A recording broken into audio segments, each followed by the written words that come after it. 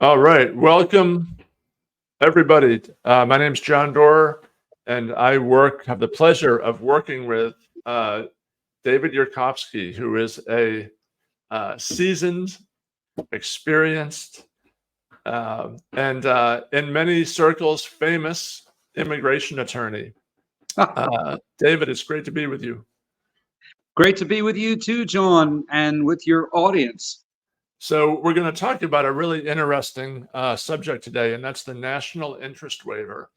And it's such a unique category in immigration because it's self-sponsored, and that means you um, can sponsor yourself. You don't need an employer. exactly, you don't need a family member or employer. You can sponsor yourself, but you first need to make sure that you qualify for it. So in this today, we're going to talk about what are the requirements to qualify for the national interest waiver. Basic requirements, and stay tuned because we're also going to be giving you some tips that you may not have heard or seen when you're just looking through those three basic requirements. Exactly. So stay tuned, watch till the end for those special tips.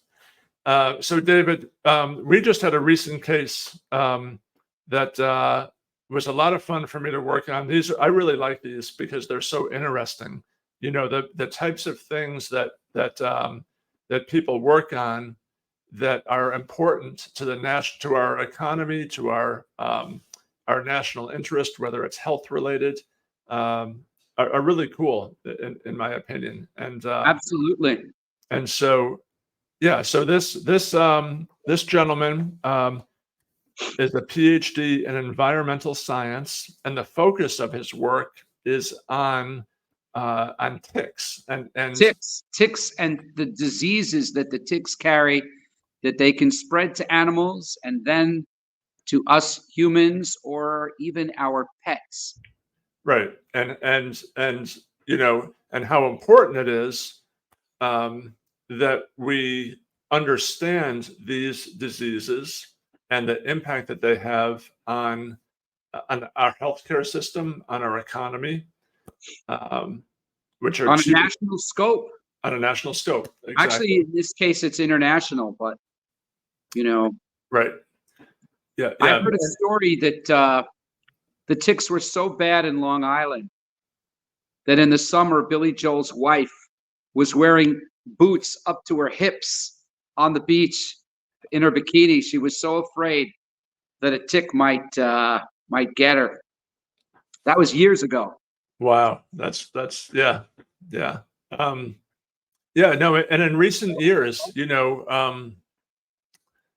we're in New York City, or but we go upstate, and it's gotten. I hear people say it's gotten worse more recently. I feel like I need to like have some telephone books under my chair here. I feel like I'm short compared to you, but I'll try to Well, that's funny, and do my John is best. way taller than me, so this is a great equalizer. Yeah, I mean these ticks are a scary thing. I know people who have they're not sure which one it is. Is it Lyme? Is it Rocky Mountain spotted fever? And then there's tons of others, and it's just like anything else. Some people get it and they have to get antibiotics and they're okay, but other people don't realize they have it. And one family member of mine was literally on his back and couldn't hardly walk, and he just was all frozen up from the kind of temporary arthritis all over his body, and he was only 18, and he had to go on antibiotics for weeks. And other people, I've heard of people who like they were out of work. It Yep. caused debilitating pain. That's maybe only a small percentage, but it's significant. That it's a serious problem. So let's And take a step back and talk about um, the three elements that you need to prove for your national interest waiver case to be approved. Uh, now, this is yeah, in every case, but these are the ones that we recommend are going to be sure shot good cases to win. right. So the first one is substantial intrinsic merit, and what that means in layman's terms is that it needs to be important. So, right, it has to have substantial Yes. intrinsic merit. And one of the things we have to do in our job is sometimes these PhD folks have very complicated language, and we have to communicate it in a more, the examiners at the U.S. Immigration Service are not PhDs in every subject.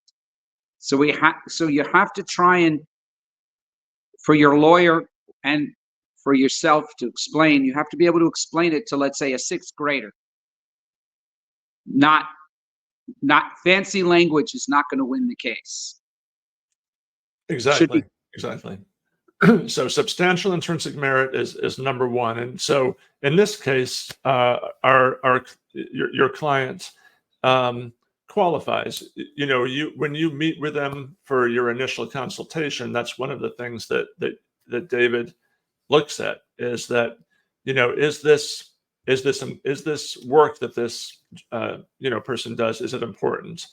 Almost always it is. If you have a PhD in something, is it important to the national interest? And it usually is. So that's number one. Number two, and of course that's subjective anyway.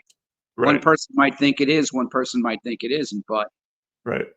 But David, when he does when you do your assessment, that's something that you determine in your consultation.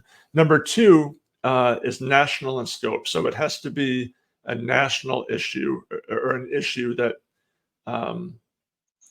is national in scope. It could be international also, but you want to avoid having it be so local that it's not national. And I'll give you, we were just talking about this before. One example, although this is changing a little bit recently as their USCIS is loosening up, but a classic example of what was not national in scope is a teacher. So you could have an elementary, a middle school, or a high school teacher who has won national awards, who has National Teacher of the Year, that type of thing, and still get denied for the NIW because the immigration officer said that they're only benefiting the people in their classroom locally. So something like that, we have to make sure that your work is national in scope to meet that requirement. And that may just require some tweaking of the language, because of course every student a teacher teaches is important to the fabric of the country. So you can always make an argument, but of course it's easier if it's a tick disease that you're studying, and that's clearly spreading, it's scary. That's right. That's right. So in terms of one of the things, David, that you do when you have a consultation is at the end, especially for national interest, is kind of give them kind of on a scale of 1 to 100, this is how, if we think your case will be approved, we think you've got a 90% chance or 70% chance. And so if it's iffy on the local, that may lower that number a little bit. And then finally, the third one, and this is the most important one, and sometimes the most challenging to prove, is that you must be well positioned to advance the proposed endeavor. And what that means is how in your field are you high enough in your field that you can further the endeavor of your work. And again, we were just talking about this before, a lot of in the field of academia and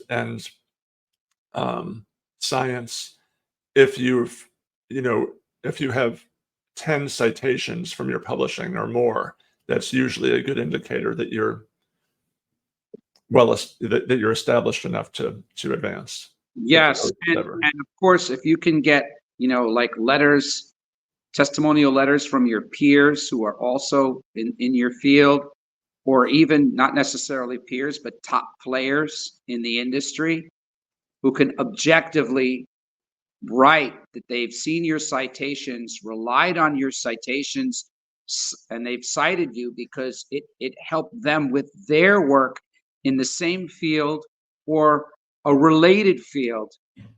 That can also show and especially if it's from people from different regions, they're not all from the same town. There's an expert from, California, there's one in Florida, there's one in Michigan, there might be one in Paris or Australia, internationally. And then that's going to help you.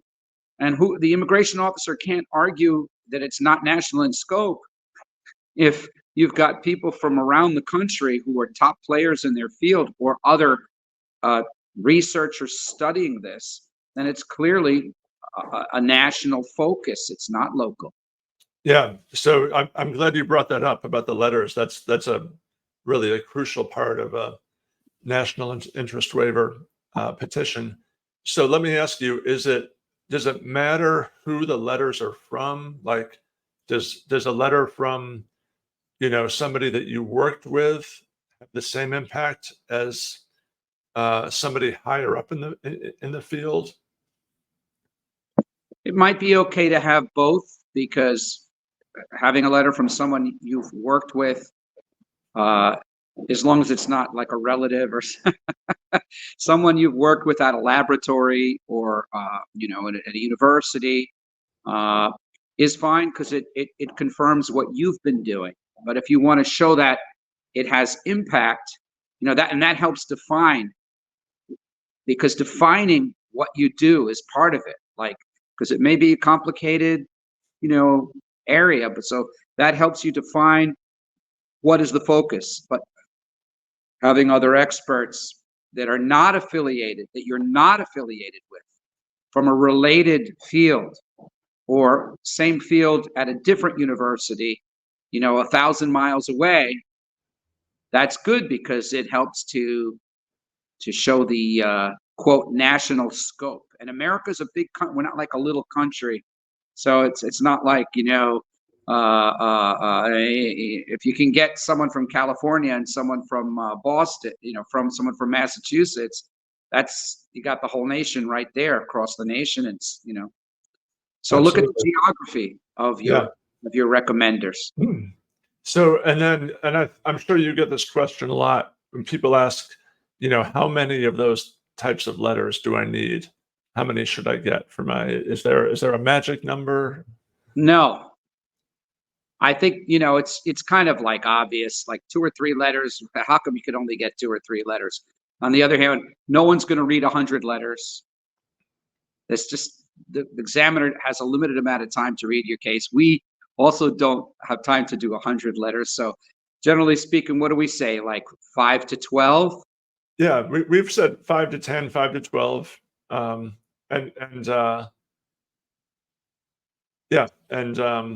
got, as templates that we send out that kind of make it easy. And a lot of people have done this before. Absolutely. They're scholars. A lot of these, the best clients for this national interest waiver are definitely people with PhDs who are kind of doing research and publishing. If you're not a PhD and you're not publishing, it's going to be a lot harder to win the case, I think, unless you've done something, unless you've won a big award that has been written up in a journal or a newspaper explaining this great breakthrough or contribution in whatever field. But the PhDs, the research folks who get cited in scholarly scientific publications, are definitely the ideal candidates for the national interest waiver. Right. So if somebody wanted to find out if they qualified, could they reach out to you? Could they schedule a consultation? Absolutely. And we'd say to them, when you write to us, the best thing you could do is tell us what in the email. You can tell me in the first email, this is, you know, this is what I do. This is what I study. This is what I research. I've been published in this many different journals or this or that very important journal. And I have this or that many citations. Give us the Google Scholar report. And we can take a quick look at that even before we schedule a consultation that might cost, you know, $200 or $250, depending on the details and, you know, how obvious or not obvious. Sometimes we get people who, and those are the tough ones. If they can't explain it in one email or two emails, that's when you know, okay, it might be a winnable case, but that's, you know, It could take some time. and it's less, you know, if it doesn't, you know, like I say, the immigration officers are fitting their little boxes. They're clicking this box. Yes. Is it, you know, is the proposed endeavor, you know, something important to the United States? Or when I say proposed endeavor, that because they say you will be coming to the United States unless you're already here on a visa that allows you to be